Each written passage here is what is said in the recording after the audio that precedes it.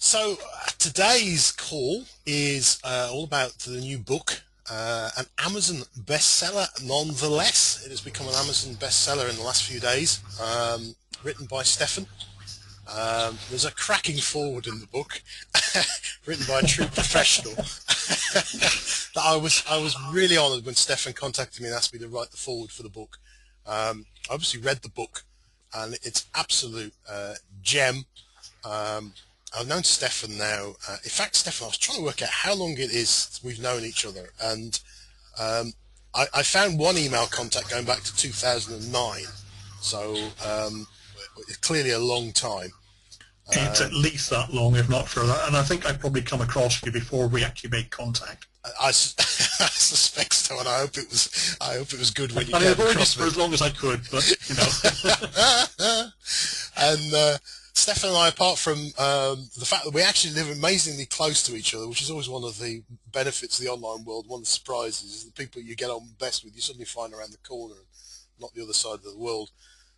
Stefan and I are part of, you've heard me mention this before, the JVVM group.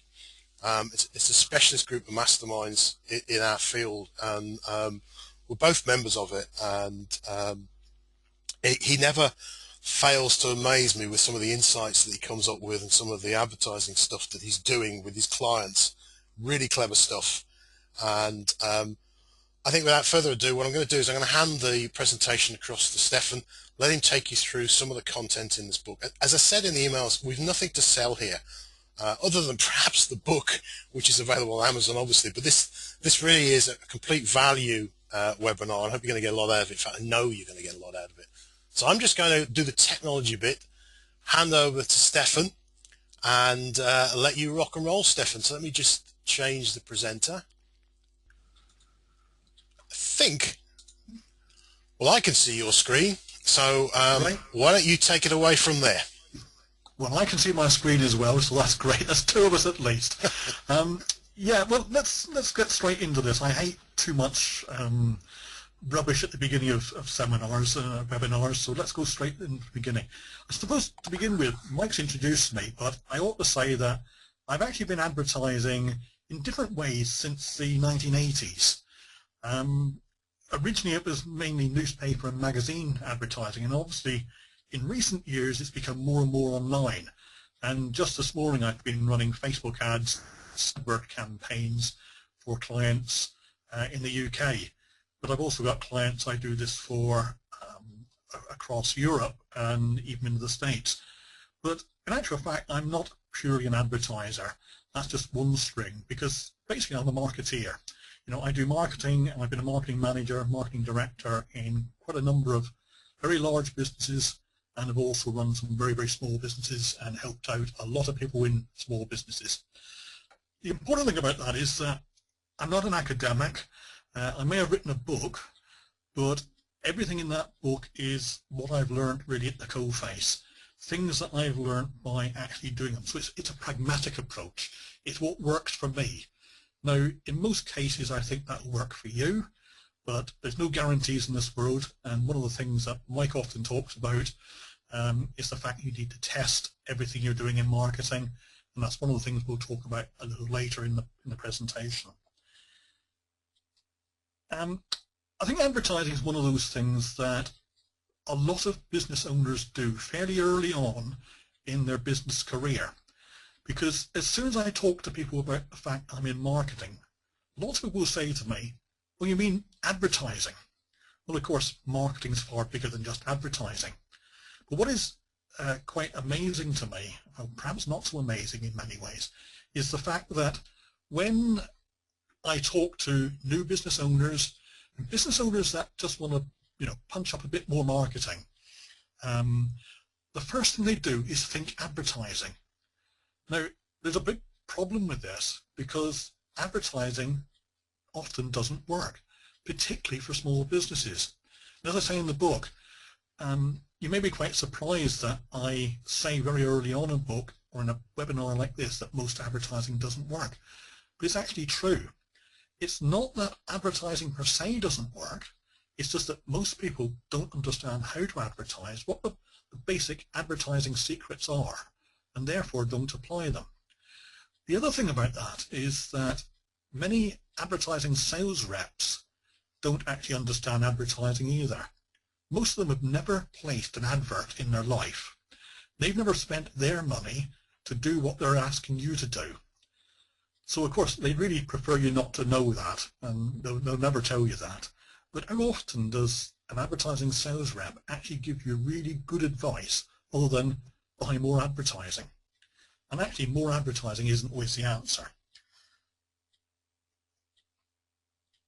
Right, so the first secret I'm going to give you, it's a fairly obvious one, and that is if your advertising isn't working, you should stop. Now, I say it's obvious, but again, I go and talk to clients, particularly new clients, look at their marketing, and you'll find that often they've been advertising for quite a long time, and my first question is, how effective is that? What's the return on investment for the money you're spending on that advertising? And frequently, they don't know. I've been working, as Mike knows, in the education sector for some years, and I was with an education client over the last 18 months or so. Went in and did an audit on their marketing right at the very beginning in the first week. And the first thing I asked them was, well, you're doing a lot of this outdoor advertising. And by that I mean advertising on the backs of buses, on bus shelters, on shopping kiosks, on huge billboards beside the motorway and beside the main roads. How effective has that been? They couldn't actually tell me how effective it was. They had no measure whatsoever whether it was even working. So my next move was to stop it. And we saved £60,000 a year, which we then went out and actually spent on a brand new website, but that's a totally different story. So my first secret for you is check your advertising, and if it isn't working, stop it. Now, the next thing I'm going to say to you is, how well do you know your customers and therefore your prospects? Because if you don't really understand what makes your customer tick, where they hang out, what their problems are, and how can you possibly expect to sell to them?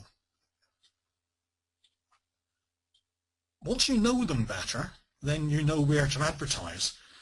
But what you really need to start thinking about is, who's your typical customer? How old are they? Where do they come from geographically? What's their gender? What's their interest in life? You know, and this will vary, of course, whether you're business to consumer or business to business. But also start thinking about, what papers do they read? What magazines do they read? What websites do they go on to? What you're trying to do is to dig into their profile. And, you know, this almost takes us back to television of years ago when programs in the UK like Cracker were looking at sort of psychological profiling of criminals. And obviously the police do this all the time, and it's a very powerful tool. But what I'd say to you is that you need to do the same as well. You need to profile your prospects to know more about them. Because if, for example, you're trying to advertise to young people, then where do we find young people these days? Well, actually, a lot of them are on Facebook. And this morning I've been placing adverts on Facebook for a client. But if I were looking for people like yourselves, people in business, then Facebook probably isn't the place to advertise. The place to advertise there may well be either Google AdWords or LinkedIn, though advertising on LinkedIn, I think Mike would agree with this one because we've talked about it recently, is quite expensive. But these are the places they're going to be. Now, what magazines do they read as well? Which websites do they go to? All these give you clues where to advertise.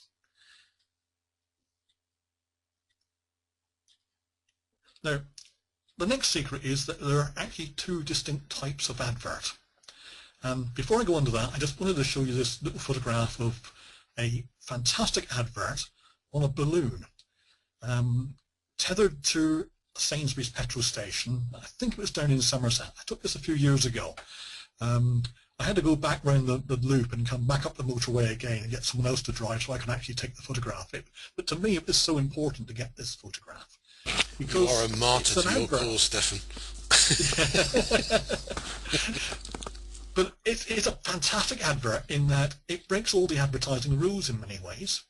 It's only 3 words, which is I like short adverts, but it's pretty short to say the least. There's no call to action on that advert.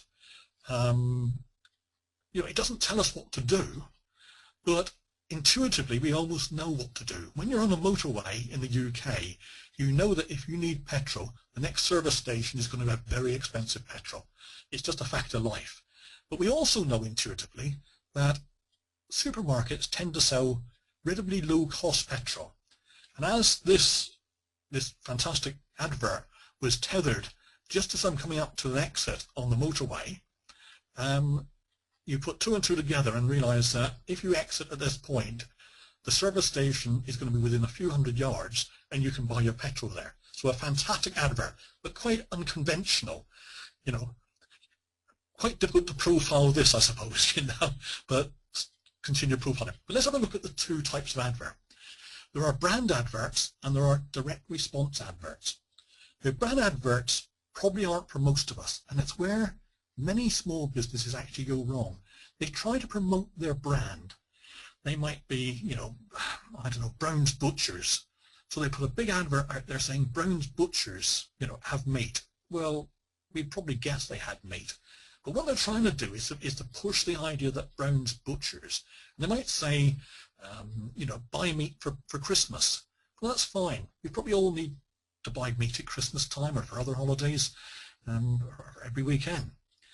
But it isn't really getting them over, because the message I get from that is, well, just go out and buy some meat. And I could buy that anywhere. Right? I could go to Sainsbury's petrol station, and just behind Sainsbury's petrol station will be Sainsbury's itself, and I could buy meat there. It hasn't done Brown's any good whatsoever. The likes of Coca-Cola and all the multinational brands can promote their brand through advertising as a brand advert. And at Christmas on TV, in the UK, in several other countries, you'll see a huge advert campaign running where Coca-Cola are showing a big articulated vehicle coming in, Santa Claus, Christmas scenes, for the Northern Hemisphere anyway. And the whole idea is that when we go in to buy some sort of drink, next time we automatically think of Coca-Cola. And that's a brand advert. But it doesn't work for Brown's Butchers in a little shop down the road in small villages or small towns. So we have then direct response advertising. And I like direct response advertising because it does what it says on the tin. It wants people to actually make a response, in immediate and direct response to the advert. And for small businesses, that's what we all want. Someone who actually go out and go through our call to action on the advert and actually buy our product or visit us or whatever it might be we're trying to get them to do. But let's take it a bit further, because there are actually two types of direct response advertising. And don't worry, I'm not going any further into it than this. We've got two types of advertising, two types of direct response advertising. We have a sales promotion advert, and the whole idea of a sales promotion advert is to get people in and for a one-off sale. They might be buying on the internet, online, they might be coming into physical premises, but they will come in and they'll buy once, and that may well be the last we ever see of them. Now, of course, there is the concept of the lifetime value of a customer, but we're only going to get that if we can track them coming back again and again and again. And without being able to track them, we won't know if that's happening. But I very much like the lead generation advert. Now, lead generation adverts are those adverts where you actually give away something and don't sell anything at all. But by giving something away, you get people to give their details. All of you on this call would know what an autoresponder is, and autoresponders are there to gather people's details on your website to then allow you to engage with those people for as long as you want to afterwards, until you either give up the business or they unsubscribe. So I like lead generation adverts, and I was involved some years ago in working with a garage, the sort of garage not sells petrol as Sainsbury's did earlier, but the sort of garage that sells cars. And they came to me and said, we want to sell more cars, so we'd like you to place some adverts for us. And I sort of sat down with them and said, you really, really don't want to do this, because someone will come in maybe once if they're in the situation at the moment where they want to buy a car and they're interested in the type of car that you sell, the brand you sell. But actually, wouldn't you like to be in the position where you have the opportunity to sell to people in the future as well, without re-advertising? So what we did was we analysed over a cup of coffee, basically. We had a quick chat and said, I asked them, well, what are people coming into you now expressing in terms of their problems with motoring? What's the anguish? What's the pain at the moment? And this was a few years ago where, as it is now, environmental issues and green motoring were at the fore. It was in the early days of that when fuel prices started to go up very rapidly. Everyone wanted to be able to drive cheaper. So what I suggested to them was that we produce a small booklet on green motoring. And the details of this are in the book, but in brief, what we then did was to advertise this book on green motoring, where people could either go into the premises and collect a copy, a hard copy, well, a softback copy actually, it was just a few sheets of paper. They could go online and register for a copy, which we emailed through an autoresponder to them. There were a series of ways they could do this, but in each case, what we did was to gather the respondents' details. And thereafter, we sent out the occasional email, not too frequent in this case, giving ideas of how to cut your motoring costs, how to reduce your fuel bill, and occasionally just putting in a sales message there to say, if you want a new car, come to this garage. It really was that simple. The wording was maybe slightly more complex, but the concept was that simple. So that's what I like about lead generation adverts. And of all the adverts I've talked about, lead generation for me is the most effective form of advertising you can get. And every one of us has got customers that actually have a problem that we can solve through generating some sort of little booklet, a white paper, call it what you may, but something that we can give them in response to an advert where they have a problem. And of course, this sort of advert can be run in newspapers, magazines, online. You can put it almost anywhere. So really, really good. I like lead generation adverts, and I suggest that if you're going to look at all, you do this, because the other thing is they're very measurable. Now, here's just a very quick aside. This is something that's not in the book, but this is a little campaign I ran, part of a campaign I ran, and this is an advert on SatNav. Now, most of you probably don't know that you can advertise on SatNav. You go through on Google Places effectively, but some SatNavs have got the facility whereby there's a Google search bar. So you can actually search. In this case, we're targeting things like garden centres. So you're out for a drive, you want to go to the nearest garden centre, and to be honest, it would probably work better for hotels and garages and places of interest. But this is what we did there for a college that's quite close to where Mike and I both live, Pershore College. They have a plant centre there, and it's a plant centre in that it doesn't sell all the other things that garden centres sell, but the key words to trigger this were garden centre. So when you do this on a sat-nav, up comes the advert, and the call to action there is very, very obvious. Top right-hand side, there's a telephone number. Press that button, and in my case, my phone automatically connects and rings through. Or there's a navigate there button down on the left-hand side, but it allows me to navigate there. So a fantastic advert, and I love this because it's free. Google still haven't caught on yet that people were actually getting free advertising. Well, perhaps they have, I'm sure they have, but at the moment this sort of advertising is still free, so worth looking at. Now, I said earlier about testing and measuring your adverts, and I'm going to talk about the little advert that's appearing on this page on the next slide, but this is an advert that I've tied to the birth of the royal baby in the UK. It's an advert for an education client of mine, a college, where they run childcare courses, and very simple ad, just says, can you care for a royal baby, learn about childcare. So it's fairly obvious that this is something about learning, about education, about training.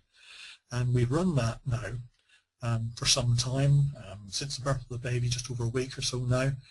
But the great thing about it is it's allowed us to test and measure and improve our advertising. Now, way back in the dawn of advertising, this was done by split testing adverts in newspapers. A very slow, cumbersome process, because you would one week place one advert, and the next week you would change something about that advert and place that advert, and you would measure the response rate, and you would go on and on and on like this, trying to improve your advertising.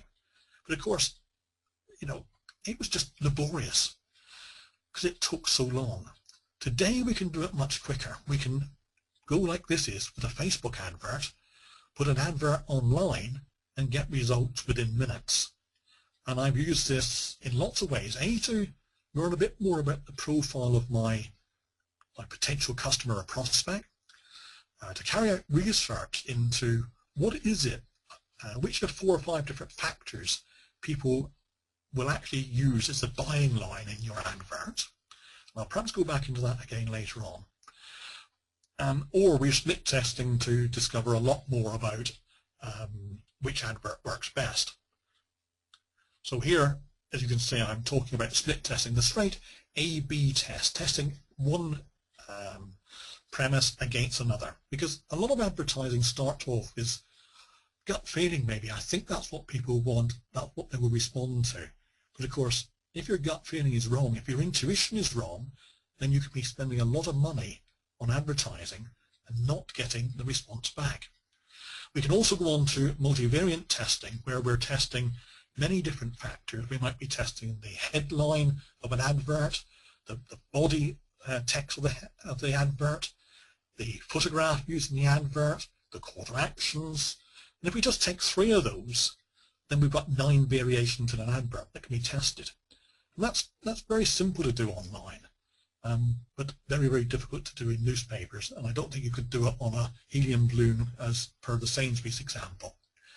But the great thing online is that this is normally automated for you. You don't have to spend a lot of time gathering the facts and figures. Provided you've got the volume and you've got enough results to be statistically valid, then you're going to get some very good results, usually quite quickly. And for me, I do it a lot on Facebook and AdWords, with AdWords, because it really is an incredible way of finding out what's happening out there and what's working best.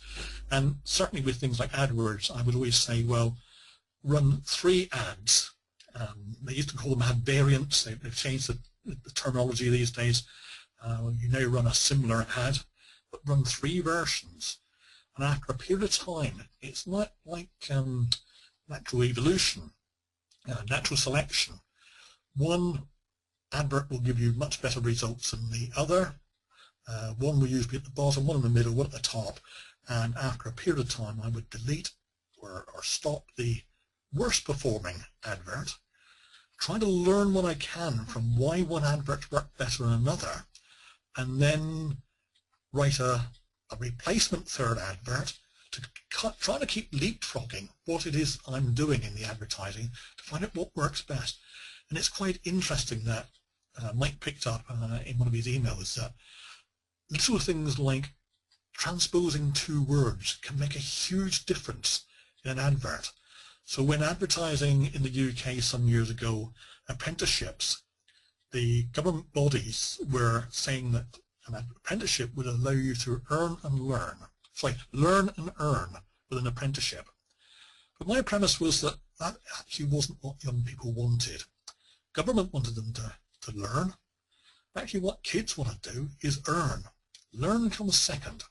So I tried advertising with those 2 words in an advert transposed. And the differential between using the word learn at the beginning of a line and earn at the beginning of a line was 10-fold. We actually got 10 times the response rate with the word earn at the beginning of the sentence, at the beginning of a line in an advert. The differential now has changed somewhat. It's not as marked as it was, but it's still 7-to-1 in some of the advertising I'm working on now. And we've actually been running that advert now for 5 years, that campaign for 5 years now as an AdWord campaign for a client in the southeast. Quite amazing. And even so things like putting a comma in or a full stop has a huge effect. Things like leading capitals in AdWords make a huge difference. So every word has got a leading capital. It's lousy English. I have to be explaining this to my education clients, certainly when I'm working with them. Yes, it's poor English, but the response rate is much, much higher. So you need to test, measure, and improve your advertising. As I said earlier, if it doesn't work, stop. But usually when you stop, you then go back to it and look at it and sort of think, how can I improve it? And this is the process you need to go through. And for me, certainly in the early days of running a campaign, I would be checking those adverts at least once a day. Facebook campaigns I'm running at the moment, I'm checking twice a day because, 24 hours on a Facebook campaign is a long time. AdWords campaigns can run for quite a long period of time because they're being triggered by people doing a search. You don't see them repeatedly. But Facebook campaigns, they're intrusive marketing. They're intrusive advertising. No one goes onto Facebook looking for an advert. They go to search engines for that maybe, but not onto Facebook. So we're intruding into their time. So the advert really has to grab their attention. But if we don't get them in the first few times that they see that ad, and often it's out of the corner of their eye that they'll see it, if they don't respond, they'll never respond. So a Facebook campaign for me that runs more than 3 or 4 days is actually quite a long campaign. Because if you look at the little graphs that they give you with click-through rates and engagement and such like, you'll see that it peaks within 24 hours of running the ad and then gradually trends away until it isn't worth advertising any longer. Stefan, At that stage, turn them off. Stefan, Yes, a couple of points just listening to this. I'm so pleased you're really hammering home the testing bit. And there was 2 things that came into mind. One was with print advertising.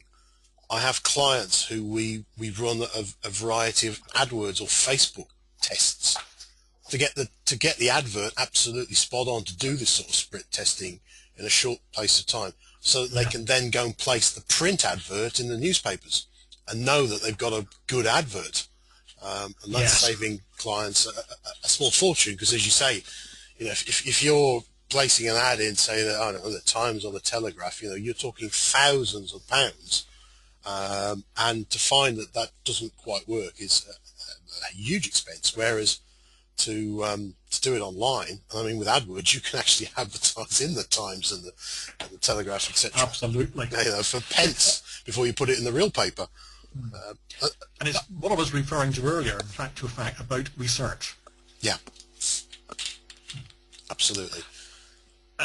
In fact, let me give you an example there where I did that. I worked with an environmental organisation, a large environmental charity, who at each of their centres in the UK had a conference centre. They wished me to promote the conference centre.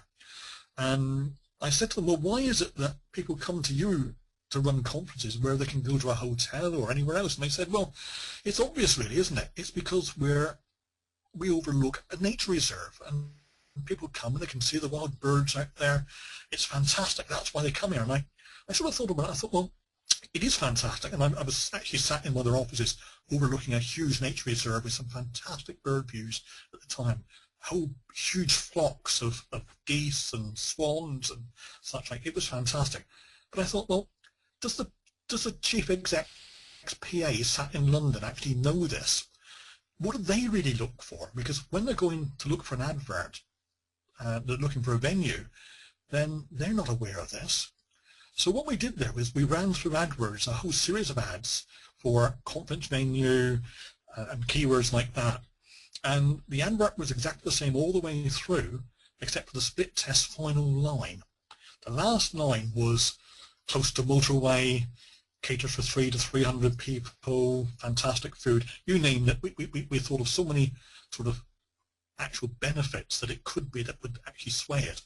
And what we discovered in actual fact was that the most important thing for buyers, in other words, people that were clicking through to find out more certainly, was the caters for 300 to 300 people.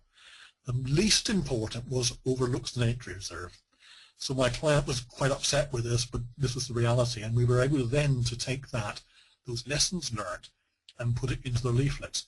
Now, There's a small point here, Mike, I think, in that the online world and the offline world aren't exactly the same. People respond slightly differently. But I think the basic premise that it's not a million miles difference, certainly it's valid, and it's something I've used for a long, long time to test, and as you say, save a lot of money in newspaper advertising. It gives you a better start point, doesn't it? As you say, Yeah. absolutely, yes. And that's not to say you don't then split test the newspapers as well. I do that as well. But an advert in my local paper might cost me £250 to £500 for a quarter page. In a national paper, we're talking about 10,000 or more sometimes. And on television, we could be talking a lot more. But you know, that's not to say that small businesses can't advertise on television, because you can get some real good deals there. And something I've not mentioned on these slides is always haggle, always negotiate a price. But anyway, I digress. Let's move on to the next slide. Let's have a look at this advert we ran on Facebook. In fact, we're still running at the moment, and I was looking at the results only a few minutes before we came on air. I'll show you some of those results in a minute, but they're already out of date. As I say, we tie together the royal baby with childcare because it's a natural thing to do. Choosing the photograph is always quite difficult. What do you do? Well, I didn't have any baby photographs, so I thought, I'm sure some were tucked away, or the kids' teddy bears from all those years ago. We found them. I managed to put a blue hue in the background because the royal baby was a boy, so we could have put a pink hue in quite easily if it had been a girl. But there was the first photograph, and that's the one we've kept all the way through so far, because the results have been quite dramatic. We split test by age, by gender, by geography, and by the position on the page as well. We've done it to age groups of 15 to 20 years old, 21 to 30, etc., up to 60 to 64. And I'm not quite sure why Facebook thinks that no one is older than 64, but you know, that's just one of those strange anomalies. Perhaps it's American and no one lives longer than 64 in America. I have no idea. Gender is an important one here. Now, my supposition was that the majority of clicks we would get here would be from females. It would be the girls that were clicking onto these ads. I was quite amazed at the number of lads that are clicking onto the royal baby ad about childcare.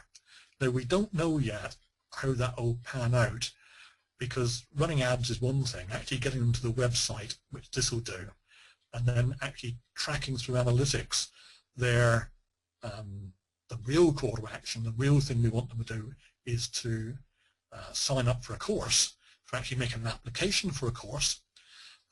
That would tell us over time. And of course, even there, unlike most of your businesses, colleges are slightly different in that they only actually take students in a few times a year. So even when someone's actually enrolled, applied for a course, turning up in September or whenever the course starts, again there'll be a dropout rate all along the line.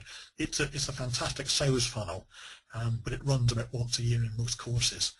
Most of us are fortunate that we've got people who can buy our products or services at any time. But there's some surprises in that one, as I say. The gender thing quite threw me. We also then actually advertised this over 4 different towns, because I wanted to find out how far people would travel to actually come onto a course at that particular college. In terms of the position on page, we are advertising the right-hand column and also in the news feed. I'm not quite sure how that's working yet. I do know that the news feed is giving us a lot better results, a lot more results in the majority of adverts we're running outside of this.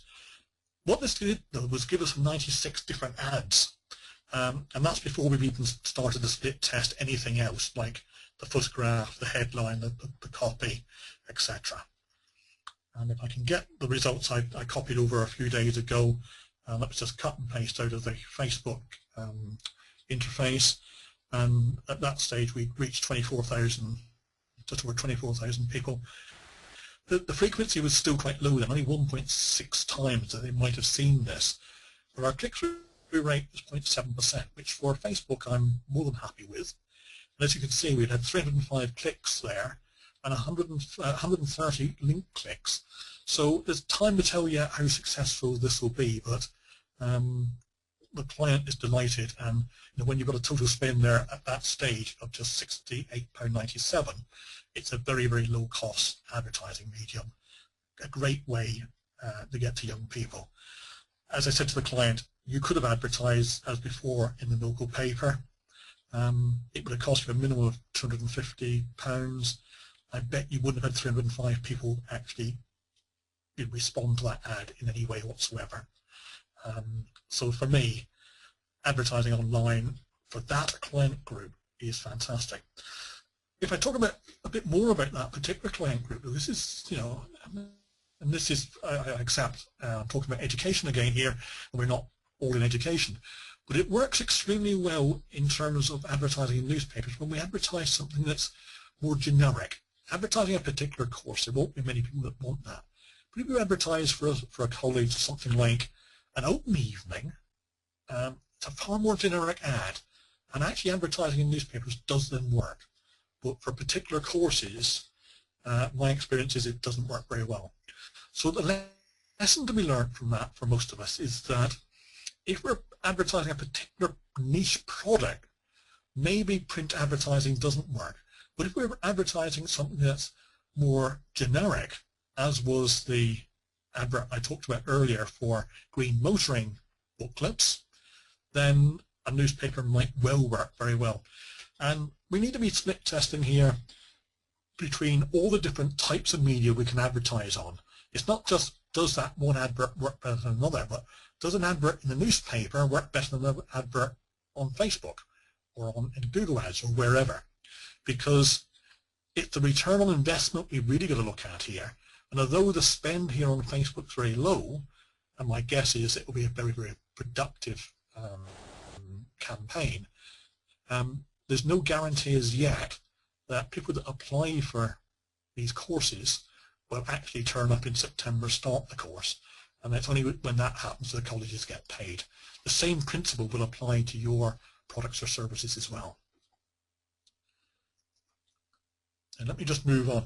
One of the things that, another secret you need to know about is that when you're talking to advertising sales reps, they'll always try to convince you to buy lots of ad spots. In a newspaper, will advertise for several weeks because they tell you it's going to work far, far better.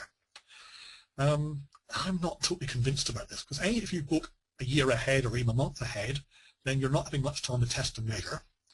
And I'd like to do that before I decided to continue. And secondly,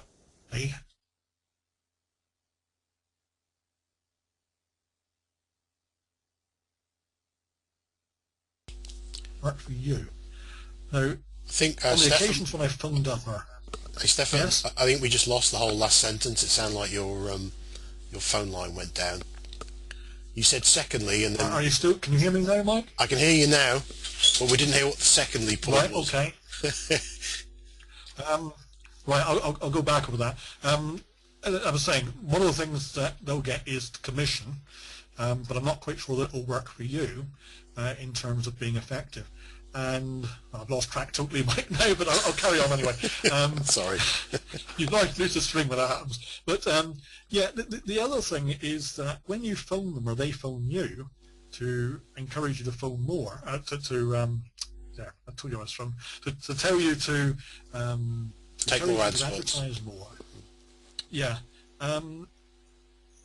That again, they'll tell you that you should be doing that. If you tell them that, well, I've not had much success so far, I don't want to continue, they'll tell you naturally, well, that's because you've not advertised enough. Advertising is about repetition, they'll tell you. But to be honest, yes, if an advert works well, keep repeating it, but realistically, good adverts work first time every time. If an advert doesn't work the first run, the chances are you'll get the same poor results the second time, the third time, the 100th time. So that's where testing and measuring really, really does come in, where you really need to do some work on that. So don't accept that when they tell you just buy more space. It really, really doesn't necessarily work at all. Right, I mentioned very early on with the Sainsbury's balloon the need for a call to action, which they didn't have. But one of the reasons quite a lot of advertising fails is that there is no call to action. The number of times I've seen an advert with no indication whatsoever what I need to do next to telephone them. They miss out the telephone number, they miss out the physical address, they miss out a whole range of things. And there's no way that advert's ever going to work. Now, clearly, this is a thing you shouldn't do. And Mike and I, before coming on the call, were talking about checklists for this particular call, in actual fact, and for a lot of the work we do. But you really do need a checklist to write an advert. And one of the things I know, I've done this myself, I've written an advert without the call to action. I've been so focused on the message, I've forgotten the call to action. So even now, I use my checklist to make sure that everything I need to say on the advert is there. So the calls to action. So what can they be? Well, we can look at several things. Now, the call to action may be, as in online advertising, it may well be to click on the advert to go to a web page. That might be a Facebook page or a page on your website. Or it may be that in the advert there's a coupon of some description. In the old days, this would have been a clip-out coupon in the newspaper that you then took along to the retailer to redeem in some ways. But we can do that electronically these days as well. It could be a telephone number. Now, I've suggested this to people before, and they've said, but our phone rings anyway. So how would you know it was coming from this advert?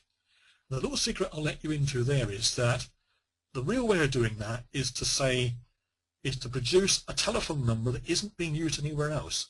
Now, buying a cheap mobile phone with a distinct number and only using it for that series of adverts will tell you whether or not that advert's working.